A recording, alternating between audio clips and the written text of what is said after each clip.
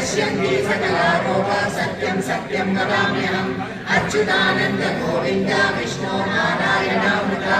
रोगान् विनाशया शेषान् आशु धन्वन्तरे हरे अच्युतानन्द गोविन्द विष्णु धन्वन्तरे हरे वासुदेवाखिलानस्य रोगान् नाशय नाशय अच्युतानन्द गोविन्द सच्चिदानन्द शाश्वत अच्छेदो रमदा नित्यं गच्छातु शरणाम्बुजे हरे राम राम राम हरे हरे हरे कृष्ण कृष्ण कृष्ण हरे हरे हरे राम राम राम हरे हरे हरे कृष्ण कृष्ण कृष्ण हरे हरे हरे राम राम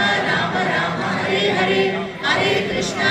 कृष्ण कृष्ण हरे हरे जले विष्णुस्थले विष्णु विष्णुराकाशमुच्यते स्थावरं जङ्गमं विष्णुं सर्वं विष्णुमयं जगत्।